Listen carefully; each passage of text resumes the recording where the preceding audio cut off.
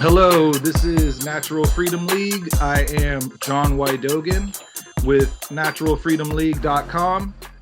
Here again with my producer and co-host, Chill Will Keller. How's it going, everybody? Excited. What's up, Will? What's up, John? Doing good. Excited today. Have our special guest, really the inspiration behind Natural Freedom League. Mark Passio is an anarchist, independent researcher, public speaker, radio talk show host, conference organizer, and freedom activist from Philadelphia, Pennsylvania.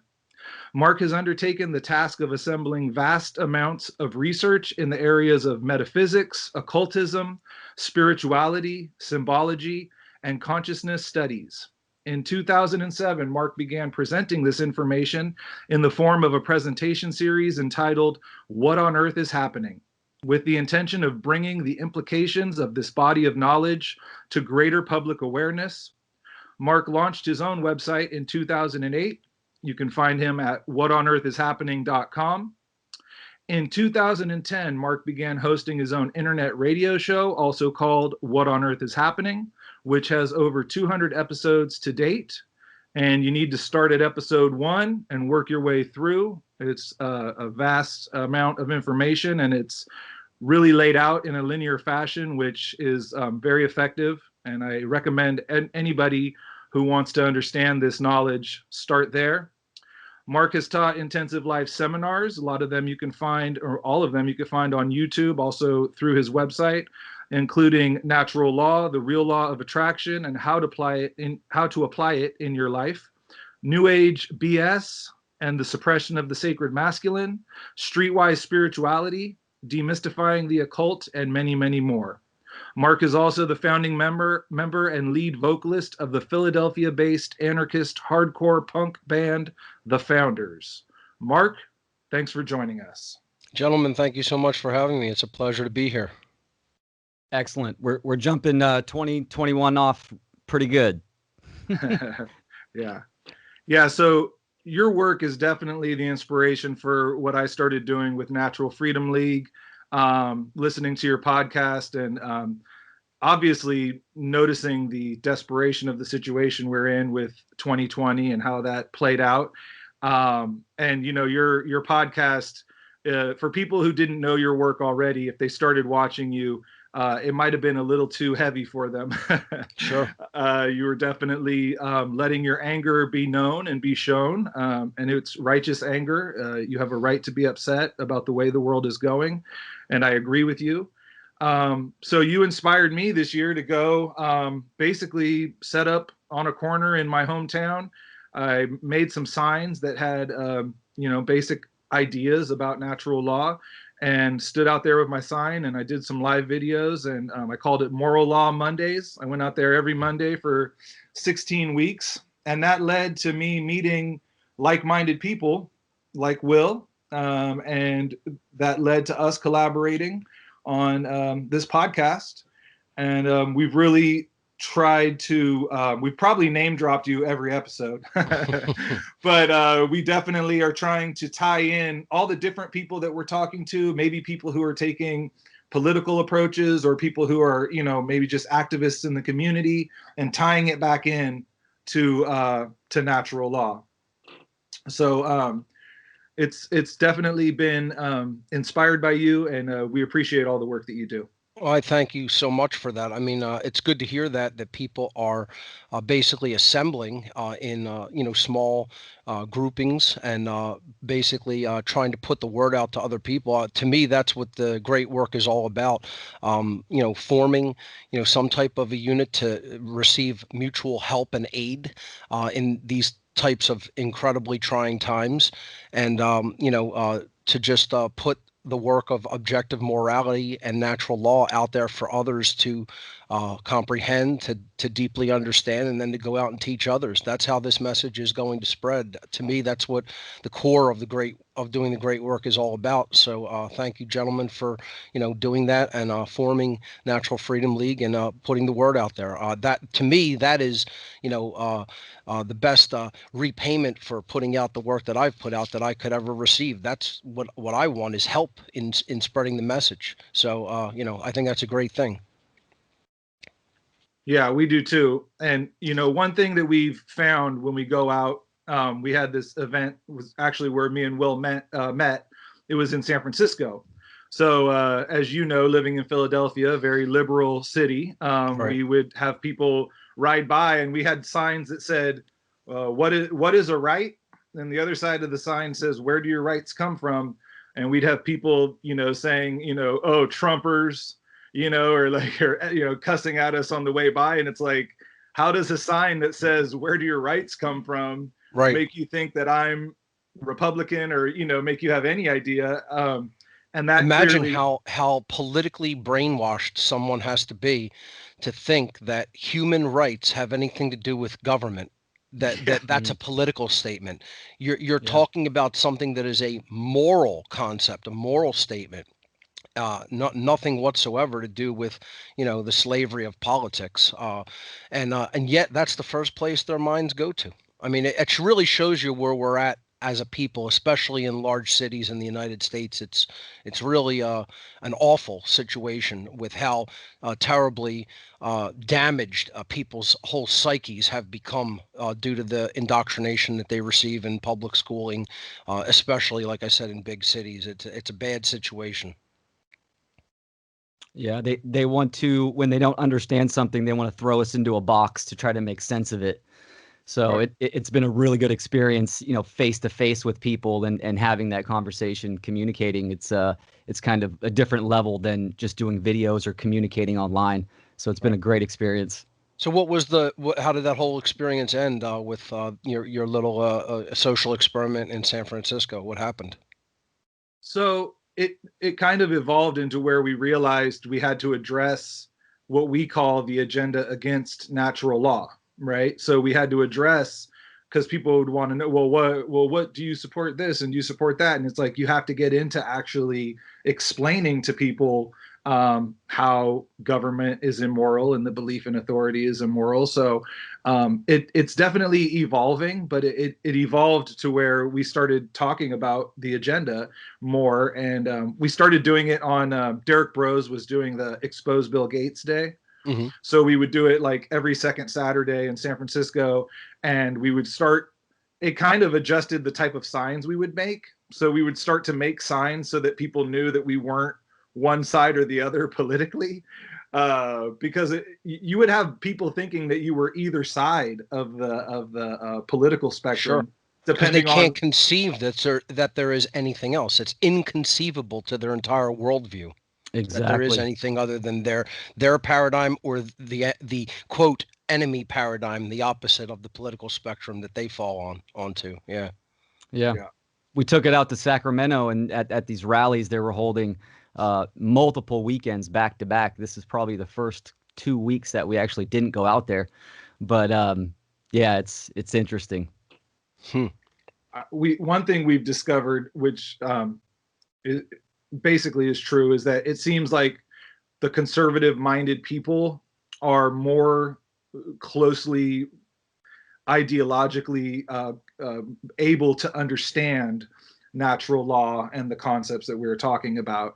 But even in that, even some left-wing people would see some of our signs, at least in Sacramento, and like one of the signs says government is the root of our problems, and most people see that sign and they agree with it, but then they're out there begging for some type of government intervention. So Of we're course. trying to show them the flaw in their thinking, Right. So Will and I have listened to all of your podcasts and presentations at least once, and we're both very interested in one particular concept that you've brought up, and I know you probably wanted to delve into it deeper Sure. in your own work, but that's the concept of having the psychopath. Okay. Sure. We could definitely explore that.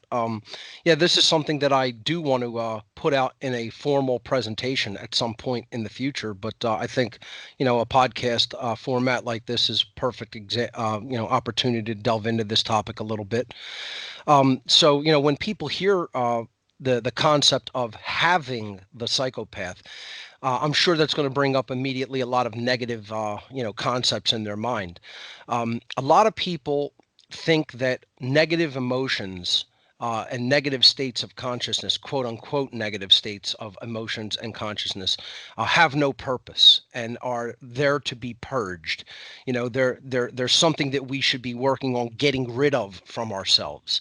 And this is something that, in my work, I really strive to explain to people that that is incorrect thinking. Um, Sadness is there for a reason. It should be experienced. Anger is there for a reason. It should be experienced. Even states like hatred are there for a reason. We should hate ignorance. We should hate slavery. We should hate people who actually are taking other people's rights. Okay? There's nothing wrong with hating the states of having your right taken away. There's nothing wrong with hating the state of slavery. If you went up to a slave on a plantation and said, "Do you hate being kept as a slave and worked like an animal?" No one slave should say that they love that condition, not a one, right? And it is a perfectly normal, healthy, natural response to say, "I hate this condition. No one should be kept like this."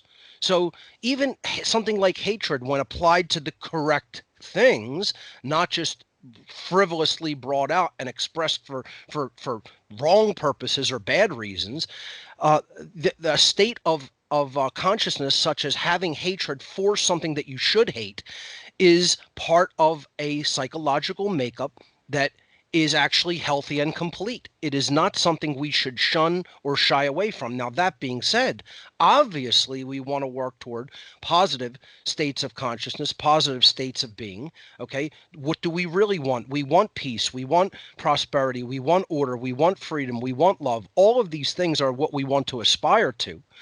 But we also have to be boots on the ground, pragmatic about what we're doing to move toward achieving those goals, achieving those states of being in the world. While we're doing that, we have to realize, first of all, and definitively true, not everyone wants those things. Not everyone wants those goals. There are people who are actively working against those good things, okay? That they don't want those to manifest. What they want to manifest is chaos, disorder, control, slavery, fear, all of it, okay? So at some point in time, what a person who is either waking up or has woken up is going to realize is that we are dealing with an entire group of human beings, if you want to even call them that, okay?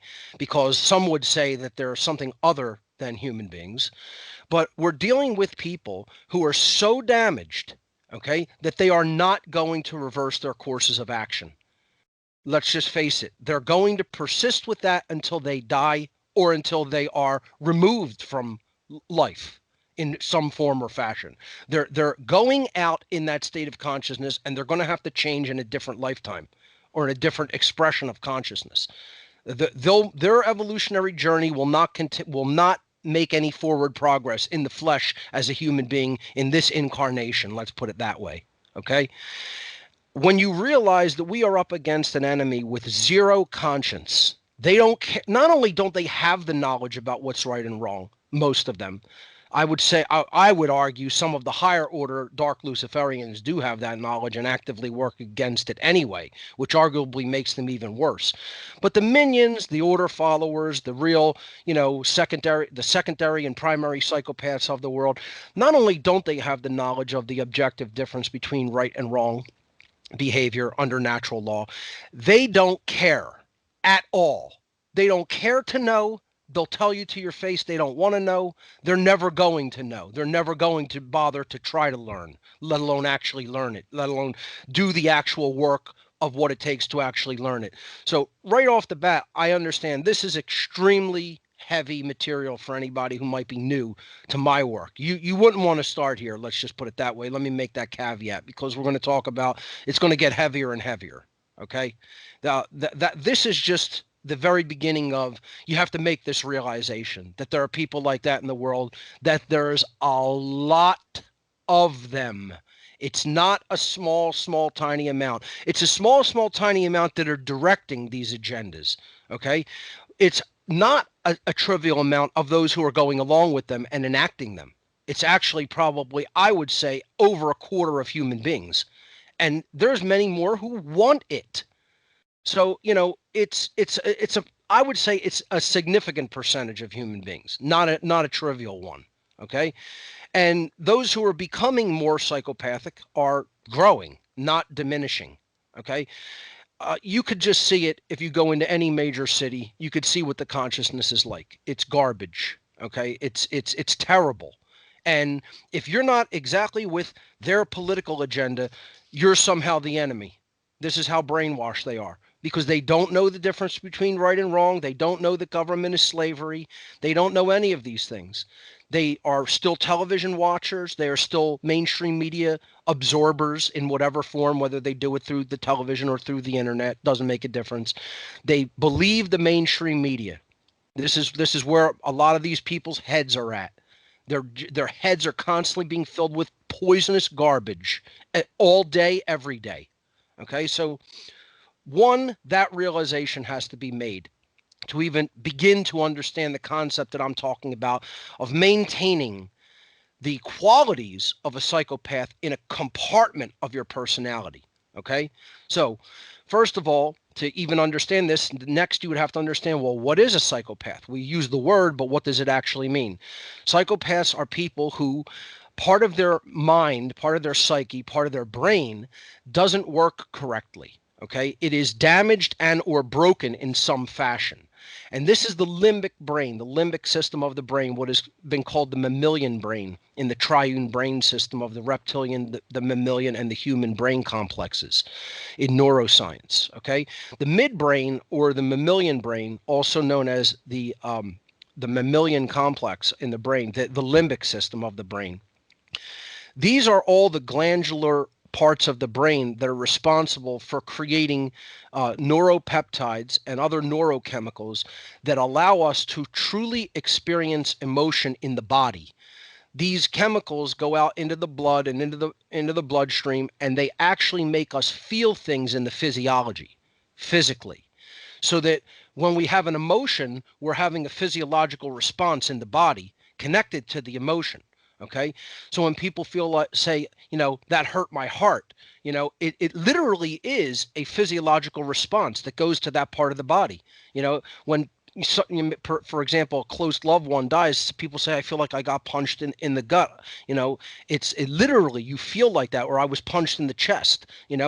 So heavy emotions bring on, through the limbic brain, a physiological response so that you could deeply feel something in the body.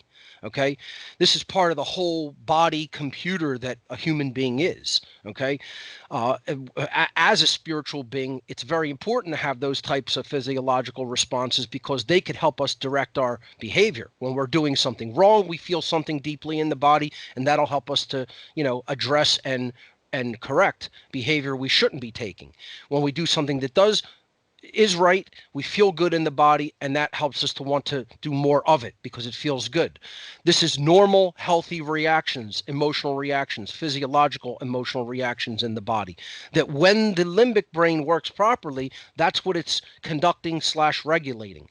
When the limbic brain is broken in some fashion from brain imbalance or brain damage, literal physical brain damage in many cases, then that part of the brain isn't doing that function properly, or not at all.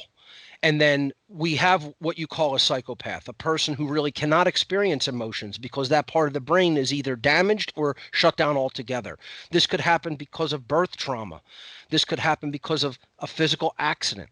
This could happen because the person's constantly living in a state of, fight or flight, and the brain becomes damaged over time, literally from brain imbalance. Okay, many reasons a psychopath forms. Okay, and then there are those who would say they're like that from birth, without birth trauma or any of those other physiological mechanisms or traumas, because there's potentially a psychopath part of the genetics that is activated in a small portion of human beings. And then we can get into, I got into in my radio show in the past, what potentially caused that type of, genetic trauma in our human genome. But that's for another discussion. Whatever creates them, psychopaths do exist. They're in our midst. They're interspecies predators with absolutely no conscience, no remorse. They never feel bad for what they do. They're very, cunning interspecies predators that have a lot of intellect without any emotion. Intellect divorced from emotion, a big characteristic of them. And they never take responsibility for what they do. They always want to pass it on to somebody else or blame someone else. Essentially, they have absolutely zero remorse for any wrongdoings that they conduct to other people. And they'll keep doing it and keep doing it and keep doing it until they're literally physically stopped from performing the behavior. They will not stop unless they're essentially physically stopped. Okay. Or you have to cease to interact with them in any way and not engage in any activity with them, which can be very hard to do if they're conducting, a lot of the measures of running a society, for example. Okay. Which unfortunately we have let become the state of the world. Okay. Human beings have allowed this through our inaction and through our not being hard enough on people, okay, and not wanting to do what is necessary to make the world a better place. We have let psychopaths gain the reins of power in the world, and basically they're running the show. They're running the place, okay? If people haven't made that determination and understanding that is definitively true, it's not an opinion, it's not a maybe, it might be, it's absolutely correct, true, that is the state of our world, okay? Now, you have to make all of those realizations and use the trivium to get to the point where you understand, yes, that is correct. That is true. It's not a matter of opinion. It's not anybody's opinion. It's the actual point of fact reality in which we live. Okay? The next thing is, how do you prepare yourself to deal with a world that is that way? Okay? And one of the things, now, there are many ways. First of all, knowledge is number one. Okay. Knowledge is number one. Getting your spirit and head right is number one and two. Okay. Without that knowledge, there's no framework for dealing with it. Okay. But of utmost importance that can never be left at the doorstep is you have to maintain physical preparation for what you might have to do in a world such as that. Because to think that it may never come to any physical altercation, you are a naive child if that is what you think. And this is it's part of like just growing up, putting the big boy pants on, putting the big girl pants on, realizing this is a very real contingency. This may be something that you're going to have to deal with. As a matter of fact, it's something we all should be equipped to deal with, but almost hardly any human beings are. And first of all, this is because we're buying it in New Age nonsense, religious nonsense, okay, that is all about false forgiveness. See, this connects in with my New Age BS presentations, okay, because I talk about in there and in Streetwise Spirituality what real forgiveness is, right? It's not about like saying, I forgive these people for what they have done. They haven't asked for forgiveness. Real forgiveness is a two-way street in which one person is saying, I know I'm wrong. Will you forgive me and not take any repercussive action? Then if you forgive them, you say, okay, we'll start fresh. We'll let it start here as long as you don't do that thing again. That's true forgiveness. We use this term forgiveness to mean that I'm going to say, it's okay, and I'm not going to get angry about anything that you've done when you haven't expressed any remorse at all, when the psychopath hasn't expressed remorse. That's not forgiveness. That's a process called I'm letting go of those feelings because I don't want those feelings damaging me. Okay? But that's not real forgiveness. Forgiveness and letting go are two separate things, and people have to make that awareness. Okay, so what I'm talking about is what you have to first do is get into the mindset where you recognize what these people are. You recognize what they're doing. You realize how wrong it is, and you are going to get angry about it. You're not going to let that completely consume you, because you're still going to move forward and try to educate people, right? So it doesn't consume you 24 hours a day, right? But you're angry enough to make the preparations that you need to make to deal with them, not only in the mind and in showing other people that they're wrong, their way of being is wrong, their way of life that they're suggesting is wrong, is morally wrong, okay, and shouldn't be the way that we are living. But you may have to deal with them in the physical domain, and I mean through combat. So let's not mince words, through actually taking their lives. Okay, this is a contingency that may occur, and we're barreling toward it. We're not waltzing toward it. We're barreling down the side of over the cliff toward that contingency and eventuality because of how ignorant our population is. We are barreling toward war, and if people don't realize that, they're very, very, very dumb. Is all I could say, to just put it as blunt as it could be put. Okay, so again, the New Age movement has made people take this attitude of, we'll forgive them. They don't want your forgiveness. They look at you as a contemptuous being by even suggesting it. That's what a psychopath does. Psychopath doesn't feel love. They don't care about what you care about or feel. A psychopath is going to keep coming like a wild animal, a vicious wild animal. They're never going to stop, ever. That's the realization that people have to make about what psychopathy is. The psychopath doesn't care about your forgiveness of them. They view that with utter contempt. And that makes them come harder at you and for your rights. You know, that's all it does. It emboldens them. Psychopaths don't understand anything but being physically stopped. If everybody around them said, screw you, we know that that's wrong, we're not cooperating with you, that would be one way of mitigating the psychopath. But do we have a moral population? Do we have a population moral enough to do that? Unlikely. Very unlikely. Okay, I want a moral population that's big enough to do that, where people in a widespread way fully understand the difference between objective right and wrong under natural law, fully understand objective morality. But we have to ask ourselves, do we have that? And I would say we're not anywhere near that. This is why the American Revolution needed to be waged against the psychopaths of that day. And then all you got to do is ask yourself the question, was the American Revolution an act of hate or love? That's it. You know, this tells you sometimes you have to do vicious things to bad people. And the problem is good people who say that they're good people are loath to do those things. A movie that I highly recommend, a couple of movies I highly recommend people watch about this dynamic. I'd recommend watching the movie Equilibrium that puts this in allegorical form. I'd recommend watching the movie The Art of Self-Defense, which puts this in an allegorical form. I would recommend watching the movie Pan's Labyrinth, which is a very interesting esoteric one. But just Equilibrium and The Art of Self-Defense are two phenomenal movies about this dynamic, about psychopathy and how you defend against it. And they're brilliantly done. But going back to, what I'm talking about what led to the condition of us not being prepared or equipped to deal with the psychopath is the New Age movement has taught us all of these false notions, of what it means to be truly good or what it means to be awake. Religion has put these false notions into people's heads, cultural religions and the New Age movement religions. Then you combine that with the mainstream media telling you that these people are the good guys and that taking any physical action against them would be, the horror of horrors, God forbid. Then, you combine that all and you have a population that's just sitting there waiting to be eaten, and that's where we're at.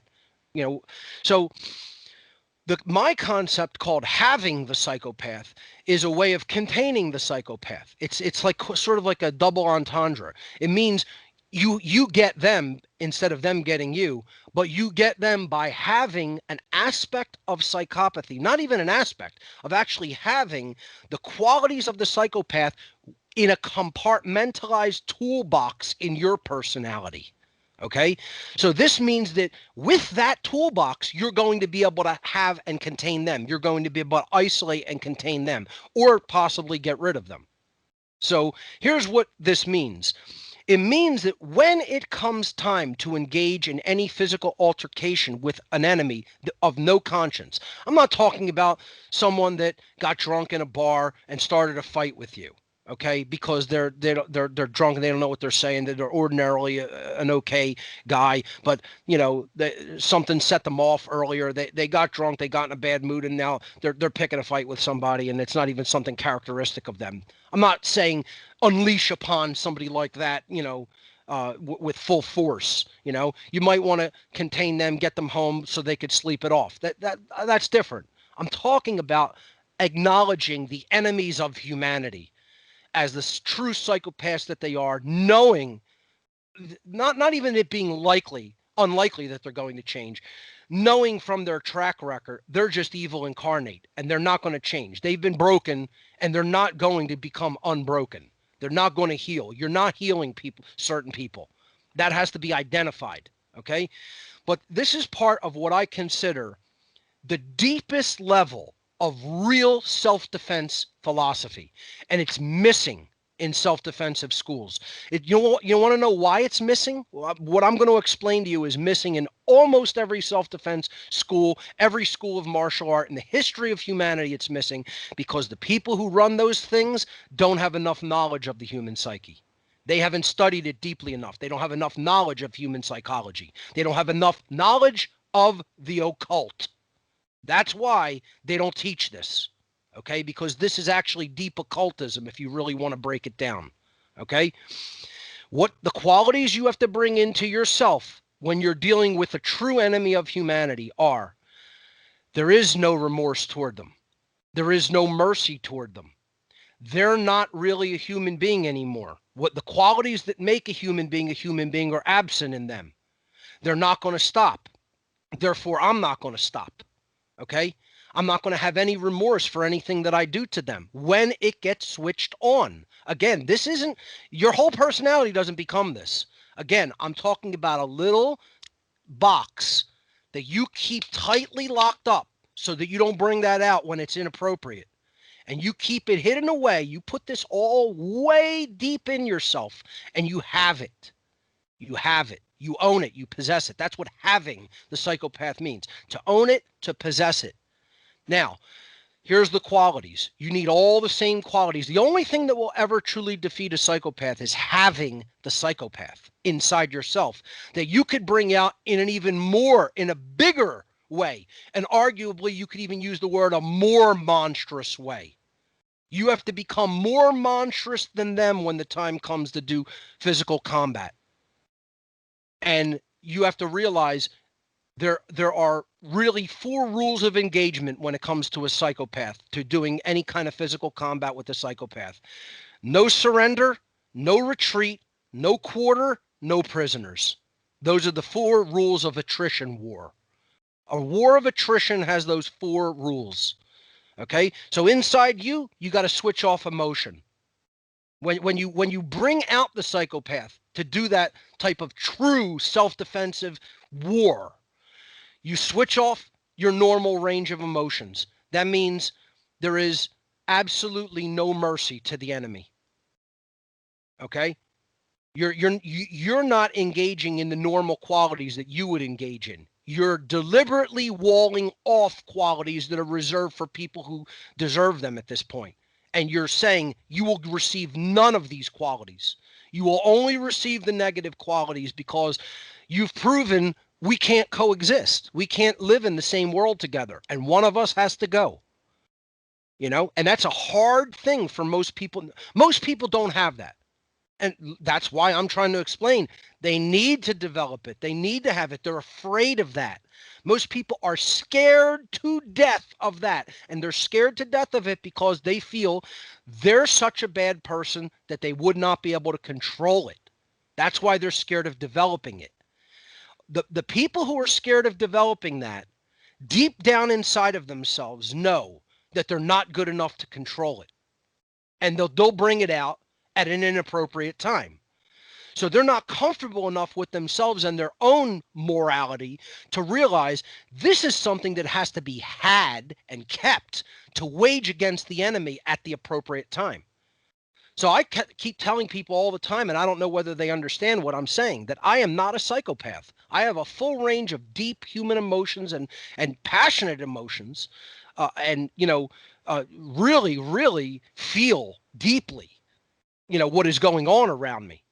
You know, from all ranges, in every range, positive and negative. But so I am not a psychopath because I have all of those emotions and I display them and experience them and express them. But I have a psychopath. I have worked with and developed that aspect of my personality such that when the time comes to do combat in whatever form, I will not, one, ever back down or surrender. I'm coming until one person is gone. I will never retreat. That means there's no backing up. You don't retreat. You don't move backward. And this is another thing people don't understand about any form of combat. No battle is ever won on the defensive. Ever. Ever. Military generals know this, but the average population doesn't know this. And all our side has been doing is backpedaling, backing up, backing up, backing up, backing up, moving backwards. We're moving backwards while the enemy is charging forward. We don't have them on the back pedal. They have us on the back pedal. That's why they're winning. You never win any engagement on in the reverse by backing up, by retreat, ever. You watch any martial art, you watch any combat sport, watch boxing, watch MMA, no winner has ever taken the winning position by backing up or fighting on the defensive. You don't fight on the guard. Okay, you could say people have won in MMA fighting in the guard position, but they have eventually had to go for a submission, from that position. So they had to press it forward at some point to gain a tactical advantage. If you keep backing up and keep fighting on the guard, the most you could hope for is a bad stalemate, which is not what we want either, because would we want a stalemate and the world be kept like this? I don't think so. The point is, most people do not understand these rules of engagement because they think that that's somehow bad. It isn't bad if you're definitely fighting the real bad guys and you're in the right and you're the real good guys. That's why I'm saying it's important to engage the trivium and be sure that you're correct. Be sure, first of all, that you're right, that you're in the right. So the answer is, are we in the right? The question is, are we in the right? The answer is, we've applied the trivium process. We understand the difference between right and wrong. We understand objective morality. We're definitively in the right. We don't believe that we're in the right. We are. And that's not a religious statement. A lot of religionists say that. That's why I understand a lot of people compare people who understand natural law to a religion, but it is not. Because this is objective, real world, non-religious thought and thinking and understanding that is about actions that we perform in the world and whether we have the right to do that or not, to do those things or not, because they either do not initiate harm or they do initiate harm, which is very real world and measurable. It's very real material in the world, in the physical domain, and measurable. And that's how we apply the trivium and quadrivium to natural law, to understand it, to know it. So first, make sure you're in the right. Make sure you're on the right side and you're really one of the good guys. Then when you are engaging, you have to understand engaging in the concept and the behavior of having the psychopath does not make you bad. You are doing what is required to deal with the bad people. No part of that would make you bad. And it's part of being a spiritual warrior. It's part of being a warrior along the true spiritual path. And that's why we don't really have many warriors on our side. We have people who are wishy-washy. Very, very wishy-washy people. That's the only way I could put it. They're deep down inside, when it came down to it, I wouldn't want them next to me holding a weapon. I wouldn't want them fighting alongside of me. I'd worry more about them, honestly, than I would about the enemy, quite frankly. We have weak, wishy-washy people in this movement. Weak, wishy-washy people. The amount of warriors in the truth and freedom movement, you could probably count them on a couple hands. And I don't know, is that Is that ancestral? Is it past life related? I don't know. Is it some experiences? Did they really mold us into that? Hey, I get very upset about things that people would say, "Oh, I thought you were harder than that." I'm not talking about getting upset about like how bad the state of the world is and how immoral people are. I'm talking about if it came down to real combat, what would you do to a person who's trying to take you out of the world? You know? And do you realize that's not just a potential of happening, really. It's already happening. This is already going on. Eugenics is already being waged. Okay? What they're putting in the air, in the water, and in the food is already a biological attack. What they're putting in alleged so-called medicines is already a biological attack. What they're doing with all of the closures is already a biological attack against the physical organism of the human being. It's not something that is going to start. We're already at war. It has started. It has already been being conducted. That's what people still don't understand. They think taking action against something like that would somehow be wrong. They're already taking action against you. It doesn't matter that it's covert action. It's already action that has real world physical consequence. And people don't think that we have the right to stop them. And again, I'm not suggesting a course of action. I'm explaining that the right exists. This is what I did in Duress, Dissidence, and Deadly Force, my presentation. I'm not saying go out and kill people. I'm saying the right exists to end certain people's existence based upon what they have done. You have to understand that's a natural right that people possess. To remove people from the world because there's such dangerous influences upon the world. That right exists. That's called the right of self-defense under natural law. And it doesn't make a difference. A lot of people go, well, you can't go hunt people down. Based on what people have already done, actually, you can. That is a right. The whole point is, what do? Keep letting them do it just because they're doing it covertly? This is part of the problem, ladies and gentlemen, is that we've been too soft. We've been too soft on people. I personally think we really already should have been at war a long time ago, at physical war a long time ago. I've put more of my eggs in the basket of trying to educate people to real morality so that doesn't become a definitive eventuality that has to be engaged, because I know what real war is. I know what a real war of attrition would look like. It's another presentation that I want to do connected with this called Real War, because people think war is Hollywood shit. Real war is not Hollywood, folks. What you see in Hollywood movies is not what war is. Especially, you want to talk even about war between nation states that has rules of engagement. That's not real war either. That's horrific, just about as horrific as it can get. And that's not real war. That's two landowners, slave master plantations, fighting in a squabble with each other with rules of engagement not to damage the respective plantations too much. That's what that is. When real war happens, there are no rules. Watch The Art of Self-Defense. One of the biggest statements in that is you thought that there were rules, but there never were. There never were rules in a real combat situation. There's no rules. Okay?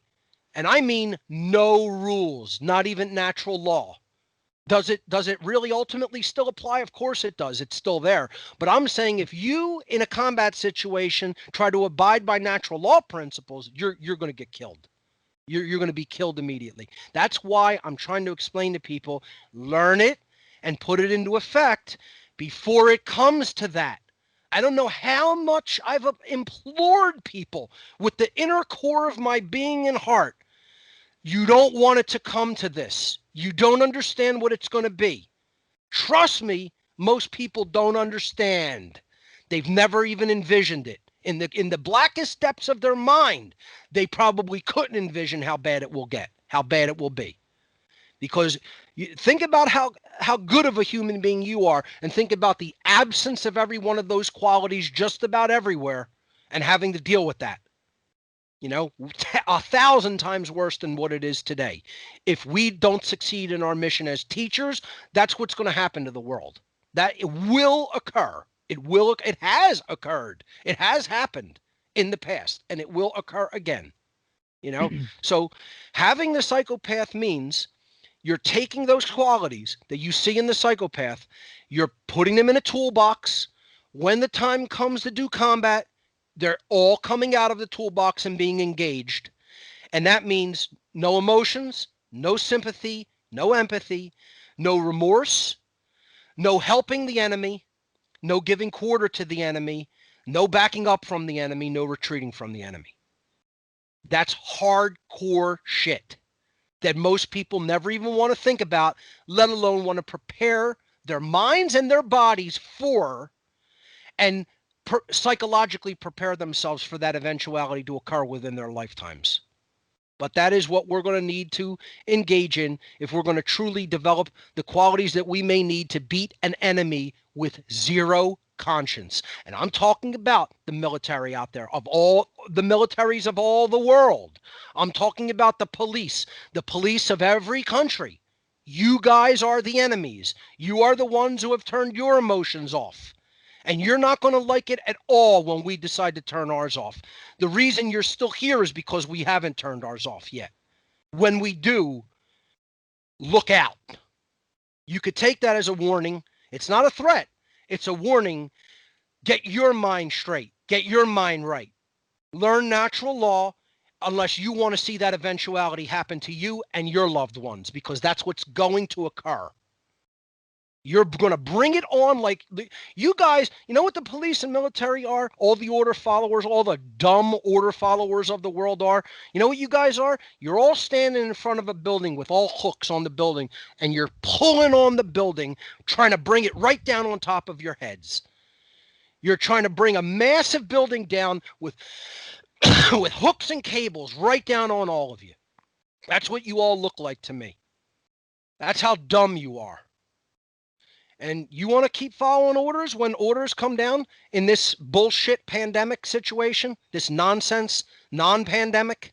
You want to follow your orders when they come down to you to take more people's rights, or God forbid, try to take their weapons? You're going to bring that building down on your head, son. That's all I have to say. And then you're going to find out what having the psychopath, for those of us who do have it, is going to bring upon you. Yeah, well said, Mark. I mean, this topic is really important because it's right around the corner. It's going to get worse if we keep, in perpetual ignorance through this situation. I keep saying that the psychological similarities of Nazi Germany and what we're going through now are extremely high. Right. So let's explore that for a brief moment. Cool. Should the people of Germany have just allowed the Nazis to get stronger and stronger and stronger to the extent that they did? Or should they have taken kinetic action against them before that?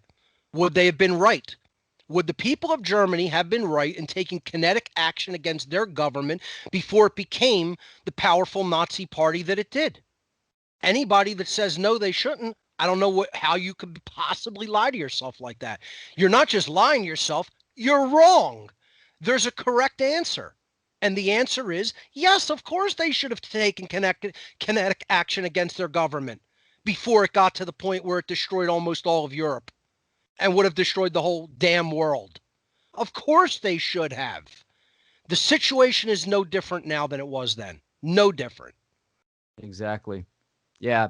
And people are so passive and they do not even think about or imagine or contemplate that situation. And that's why it's creeping in. It's getting the grip is tightening by the day. Well, I want to say something about that. The passiveness of people. Okay.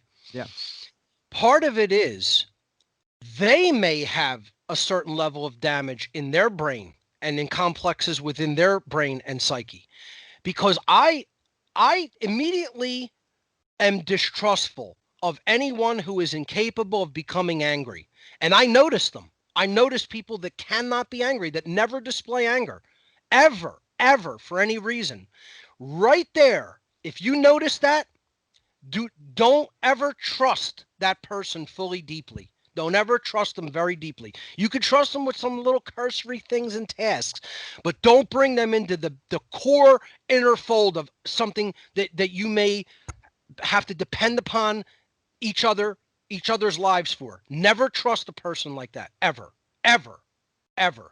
That's trust me, I've given people right there some of the best life advice you'll ever get.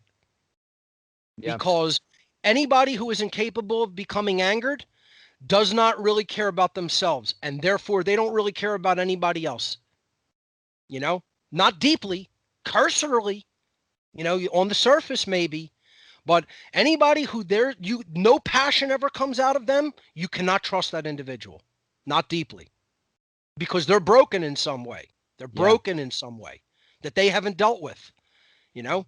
And the whole point is, I see this all over, even in our movement. I see people who never express any anger, never express any rage, even for all the terrors that have been done, all the horrors that have already been done. Not getting angry that there's poison in food, water, and air. Not getting angry that children are being raped and tortured. Not getting angry that pedophiles have, not had any consequences done to them and get off scot-free. Not getting angry that our rights are being taken, not getting angry that schools are a joke and there is no real education, not getting angry that people don't care about what's right and wrong.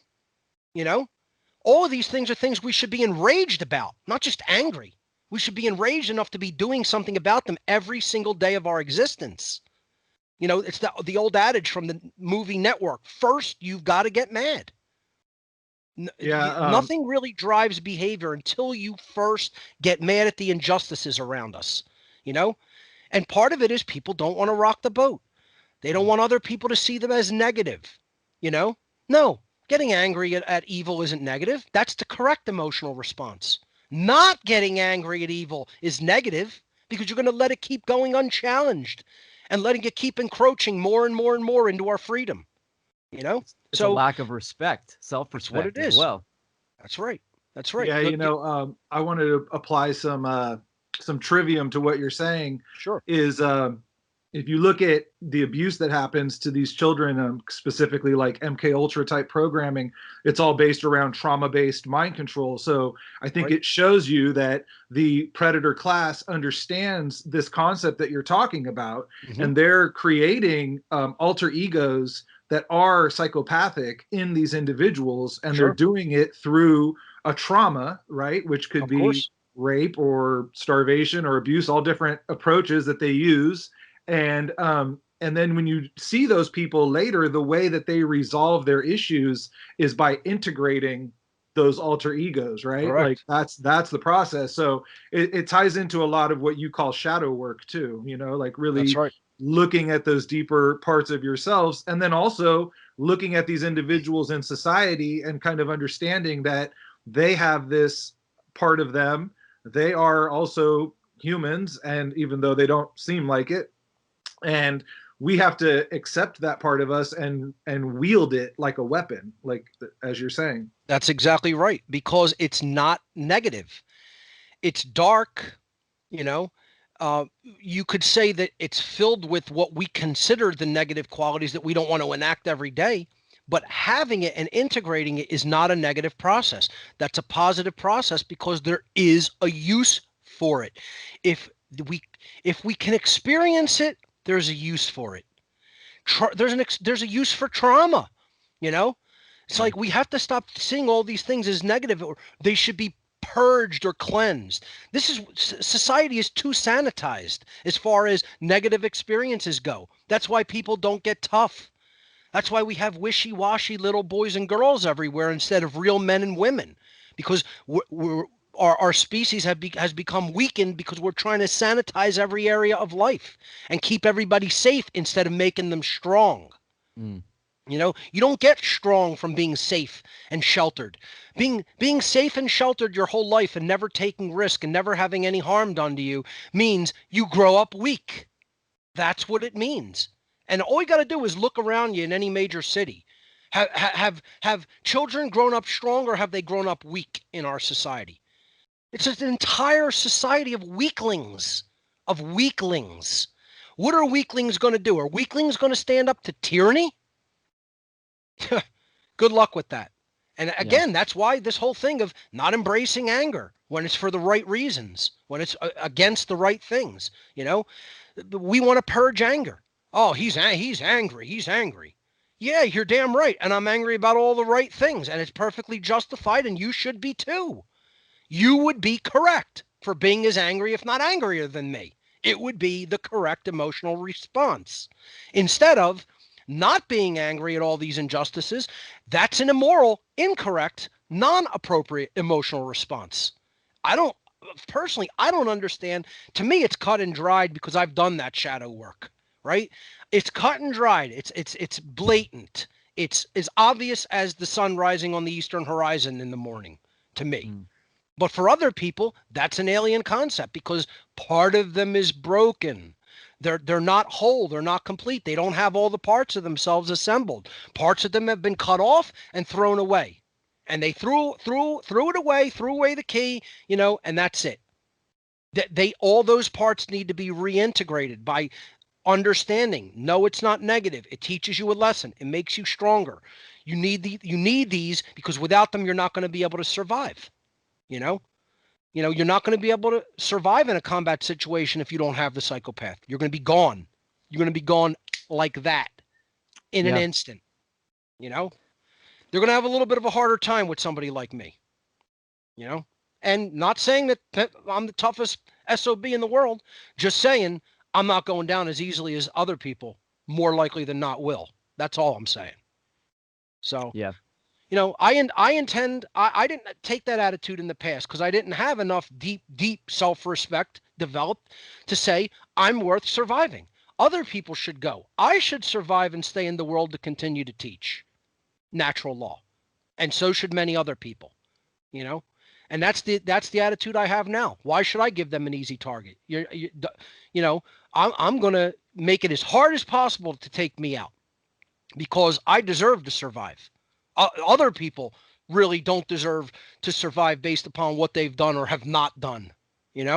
I think important people who have something to contribute to the world should do everything to ensure their survival in the coming tribulations because we're headed toward tribulations. I call this the time of cosmic judgment where we're at. This is the judgment, and then what follows the judgment is the tribulation. And you could say that those are religious terms, but I don't look at it like that. I look at it like these are cosmic terms. These are terms about what's really happening collectively to us as a species. And all you got to do is ask, did we embrace the truth? Hey, whatever happened to the truth about 9/11? Whatever happened to even the truth about something like the Kennedy assassination? Did we embrace those truths? No. You know what we said? Screw that. I'm not interested in truth. Do we embrace the truth about the police state we're headed in? No, most people are urging it on, saying how wonderful it is that people join the police force or the military, their own parents. No, we're urging it on. We're saying, bring it on, bring it on. Oh, truth. Here's what you could do with truth. That's what the human race is saying. What do you think's going to follow that? Good times, and the problem is most people don't want to get in people's face about it. Most people want to just stay nice and wishy-washy, not rock the boat, not get up in somebody else's face because they prefer peaceful coexistence, even though one person is one group of people is 100% completely wrong and going to lead the world into chaos rather than confrontation and beating on people like that. I'm not talking about physically, but beating on them with the concepts and ideas is what eventually wears that ego down, wears it down. If I look at my own mother as an example, okay, I beat on her psyche for year after year after year after year. Now she gets it. She gets it. She's not in a super empowered position to do much about it at her age, and health. She's not in bad health, but once you get up to a certain age, you're not going to have the type of energy required to, start something like what we're doing. But you get my point is she understands what's going on now, at least, and is not in resistance to it. And she could see it. I don't even have to say it to her. She can see it, right? Now, that doesn't mean you're all the way because you're not in a state of action and teaching others. I get that. But guess what? Without my hammering on her consciousness year after year for 15 years, beating on someone in consciousness with facts and information nonstop. That's how long it took to just minimally transform one human being. That's how hard the great work is to do. That's how difficult it is to do, you know? Yeah, for So sure. think about how much more of it we need and how many more teachers who are dedicated and that passionate about doing this type of work. That's what we're going to need to turn it around. And quite frankly, I don't know if we have the time. I'm not so sure that we have the time left before this goes into physical war. And that's why people need to be prepared. Like, keep some of the eggs in both baskets is what I'm saying. I'm saying get ready. Try to bring upon the time of peace through learning, through consciousness, but you better prepare for war simultaneously. People better prepare for war simultaneous to that. I'm not saying throw out all the books and throw out the knowledge and don't try to continue to teach. Do that right up to the very time of war. But I'm saying war is going to overtake that time very, very, very soon. Very soon. And it's sad. It's sad because we had the opportunity to do it and people sat on their hands. That's why it's sad, very sad to me. So, Yeah, we're definitely gonna feel those consequences for sure. I try to strike the balance.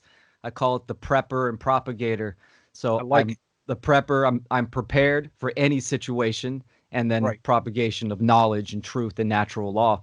And preparation is extremely important. Um, and I think a lot of people are lacking that the core of philosophy. It's been completely removed out of education. Sure.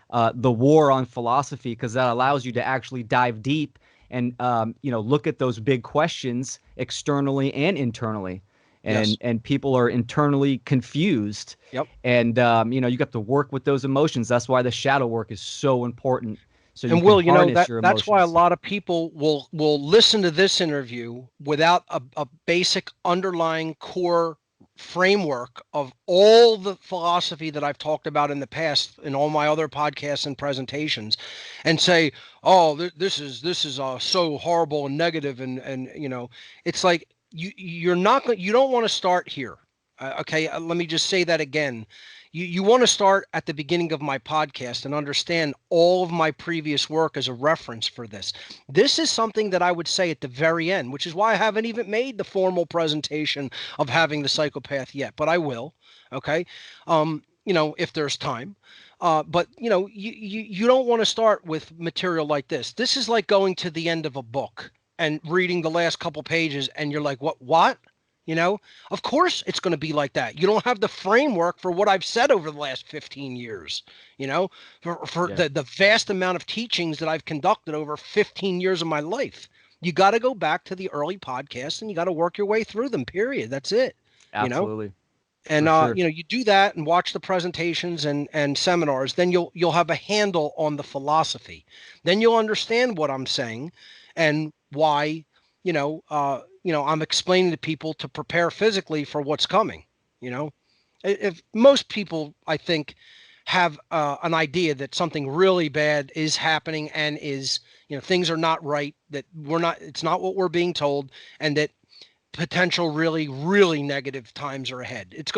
I think 2020 is going to is going to look good by comparison to the times that are ahead, quite frankly. Sadly, I have to say that. Yeah, Yeah, I think that what you're talking about is the missing piece when you talk about the two principles of anarchy, right? Right. Because it's the principle of non-aggression and then the principle of self-defense. But when you talk to people on the streets about that, they don't understand that in any way. Yep. They to them that's murder, and that's if you defend yourself and you cause harm on somebody, that's somehow immoral in itself. But I think this is the piece where, to me, yeah, like if you are going to live in a society under true anarchy, everyone needs to wield this aspect of themselves and not be fearful of it. But I agree with you that we're not even close to that. Right. So And as I explained in the natural law seminar, if you're ever in doubt about whether something is a right, imagine a small island with two people on it. That's all you have to do. A small island, two people only on it. Because rights and morality don't change based on population. So what's right between two people is right between 2 billion people or 2 trillion people. Okay. What's wrong between two people is wrong between 2 trillion people. Okay. If there's a population of 2 trillion.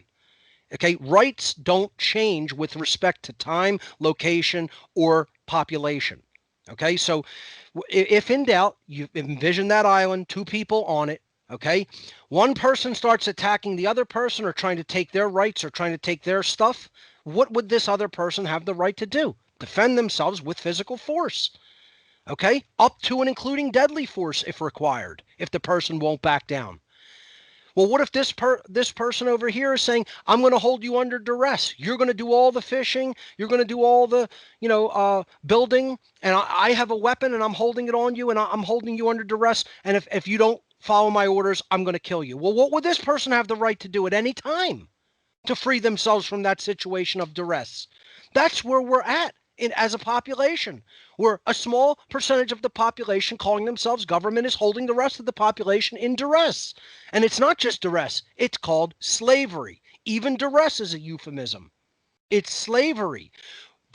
Here's all you have to ask, folks. Do slaves have a right to kill the slave masters at any time? That's it. Yeah. That's how you know whether it's right or not.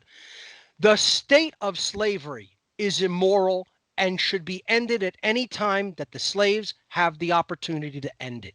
That's the truth. That's the truth. It will never not be the truth. That's the truth. Every slave had a right to kill every slave owner. That's the truth. At any time that slavery was practiced in human history. And it always will be the truth. That will always be the truth. And that's all you need to understand what the current human situation is. But guess what? That makes most people frightened so much that urine will run down their leg. Because they're cowards. They're cowards. See? The truth is not something that you accept and be like, that's so great, that's so wonderful. The truth is something that you need to accept, even though it's so horrible, that you accept it anyway because you don't have fear over what the reality of the situation is. That's why religion is invented, to teach us nonsense, wishy-washy garbage that isn't true but makes us feel good. That's what the New Age movement is. The New Age movement is all a bunch of garbage that isn't true. Some of it is, a core amount of it is true, because they got to put that in there for you to take it, for you to accept it, or your soul would just spit it out and say this is a total insult. But they wrap it in all this garbage that isn't true just because it makes us feel good, and they don't want to tell us the truth that makes us feel bad because, oh, that's negative. No, that's reality. And that's what we need to learn and grow as human beings and be prepared for any eventuality we may encounter. That's the truth. Excellent. Yeah, well said, Mark. Yeah. Thank you. So thank you, Mark. Great questions too. I mean, and the great topic to pick, because this is something, like I said, I haven't really delved into too much, but we fleshed it out pretty well here, and eventually I'm going to formalize that into a formal presentation. Yeah, that's awesome. It's hard to find something to ask you about that you haven't talked about like 100 times. Well, you guys did. That was new, and hopefully people will, really hear and listen and think about what I said here, because that's some heavy, weighty material to chew on. But extremely relevant. Right. Yeah. So what do you have coming in the near future, Mark?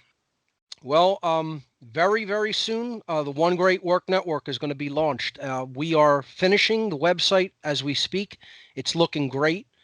And we're going to start onboarding content creators this month. So I'm thinking optimistically a late January launch, maybe an early February launch. We'll see.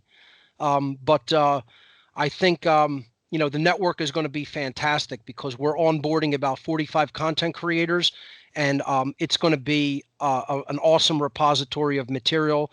It's going to be a 24-hour truth channel that people could go to and hear people talking about natural law and objective morality and the unfortunate condition of human slavery, and talk about those issues 24 hours a day.